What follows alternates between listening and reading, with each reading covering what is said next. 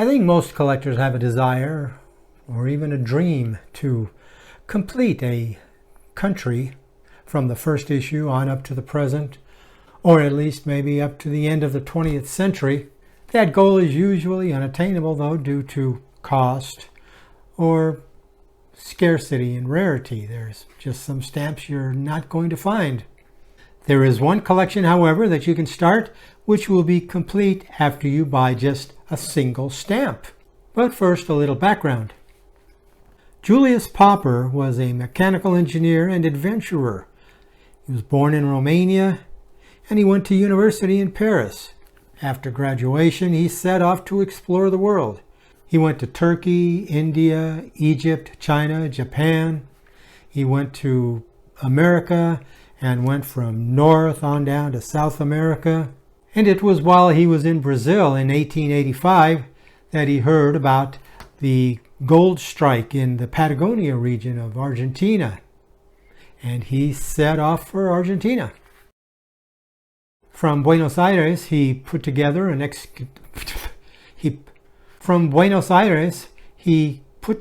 expedition of 18 men, and they set off for the island of Tierra del Fuego. That's at the very southern tip of Argentina. Now, there's a lot to say about Julius Popper that is quite unsavory, to say the least. He was not a nice man. In fact, he was the lead voice in carrying out the genocide of the native Selkman tribe of Tierra del Fuego. But that whole story would have to wait for actually a complete episode treatment, which might come in the future. For now, sticking to the philatelic side, as Argentina's postal service had no presence on Tierra del Fuego, Julius Popper set up a local post for carrying mail from the miners from the island to the mainland of Argentina. And in 1891, he produced a postage stamp for this service. It depicted some mining equipment and a letter, and the letter P in the center of it for, of course, Popper. A courier took the mail on horseback to the sea, and from then by boat to the mainland. It's not a scarce stamp by any means. Mint singles, blocks, and even full sheets can be easily found. They are popular, though, and a mint single will run at least $10, usually upwards of $12, $15 each. Now, postally used copies are a different matter entirely. I've never seen one. I've never seen an article mention one. I've never seen one listed for sale or heard of a sale of one. So be on the lookout. Now, the Tierra del Fuego stamp is not a government issue. Like I said, it's a private issue for a local post. However, I believe it makes an interesting addition to any worldwide collection.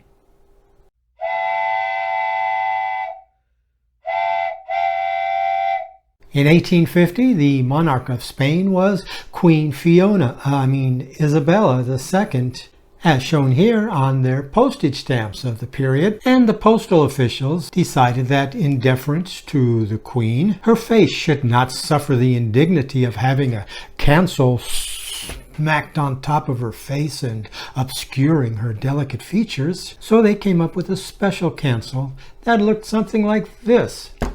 This is called a quatrefoil, this four-lobed semi-depiction of a flower, and it had a blank central area, the purpose of which was to enclose the full head of the Queen without marring her features with any of the ink. And at the same time, the stamp would be properly cancelled. And so a properly cancelled stamp would look like this. No. It would look like this. Oh my.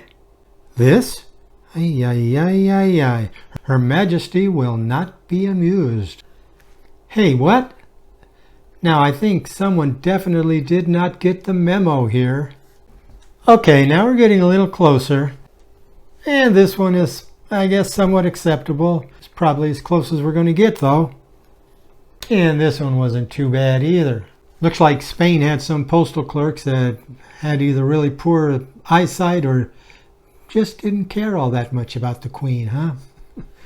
But anyways, in 1859, Sicily had a similar idea. For their stamps bearing the likeness of King Ferdinand, they made a really ornate Baroque flowery, well, not flowery, but the ornate curly-Q picture frame type of canceling design, which I don't have a separate picture to show you. But if the clerks have done their job right, you'll get a good idea. That's a big if, though, isn't it? Anyways, talk about fancy cancels. This was one. And it looked like this.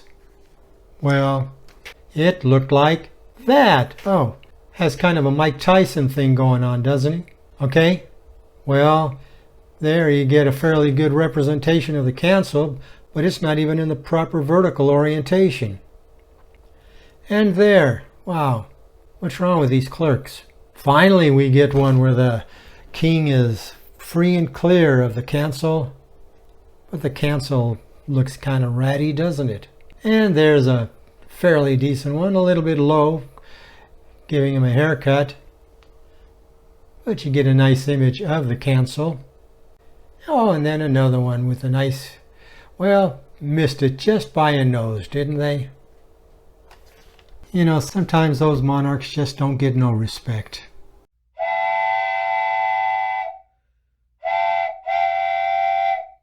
In the last couple of years, there have been a couple of stamp issues that have just shot up in value almost instantly, just due to speculation and excitement, and really nothing to do with the scarcity of the stamp.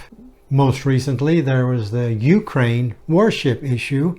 Of course, it's the story depicted on the stamp that captured all the imagination of the stamp collectors, and that stamp is just, it's way overpriced still right now. And a couple of years ago, Austria put out a stamp kind of chiding the British for their delay of Brexit. And this stamp shows the original date crossed out and the actual date overprinted below that. Here again, they thought that was such a great thing that was going to make the stamp valuable. And this stamp, I saw it for $20 each for a single.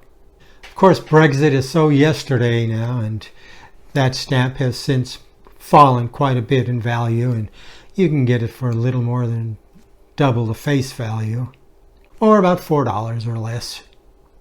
And there's really no need to pay any more than that for a modern stamp with a face value of $1.80. But back in 1990, there was another scam that just blew these two away. In 1990, Sierra Leone, you know them as one of those African countries that just puts out wallpaper.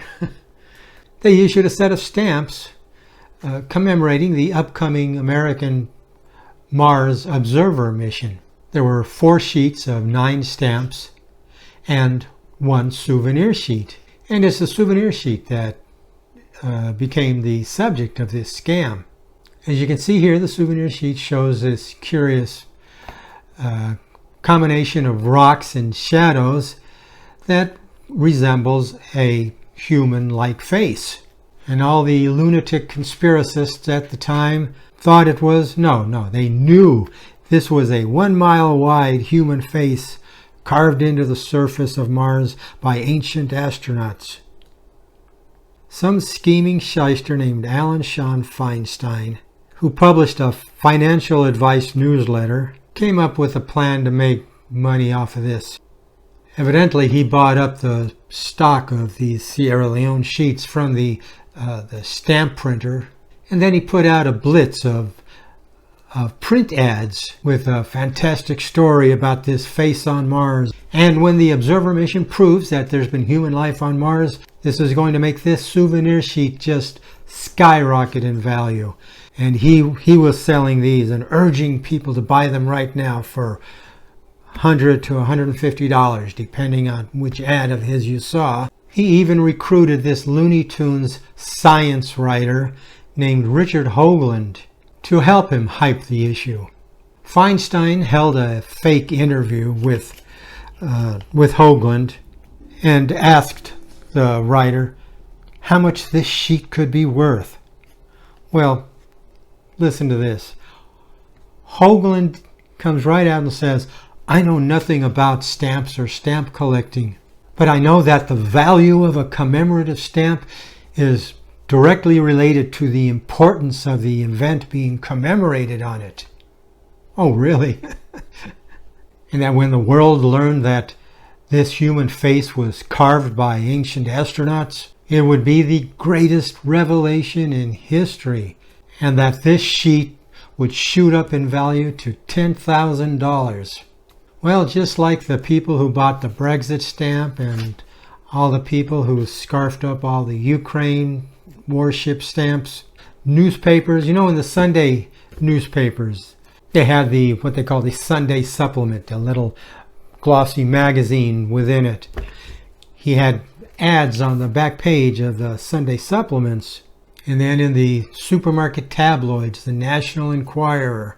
And soon he sucked a lot of gullible people in, or even not those who were gullible, but those who bought thinking they could find gullible people who would pay thousands of dollars.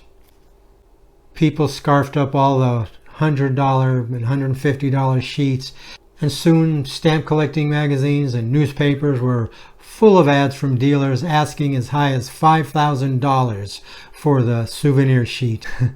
Well, as you know, there's been no human life found on Mars yet, or any evidence of it in the past. And what of the souvenir sheet? Well, today it can easily be found for just a couple of bucks.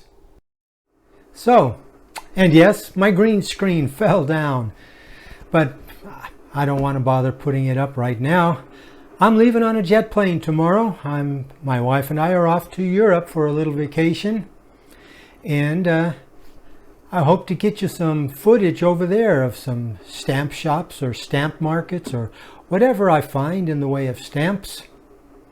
So, thanks again for joining me, and I hope to see you again next time. Until next time, happy stamping!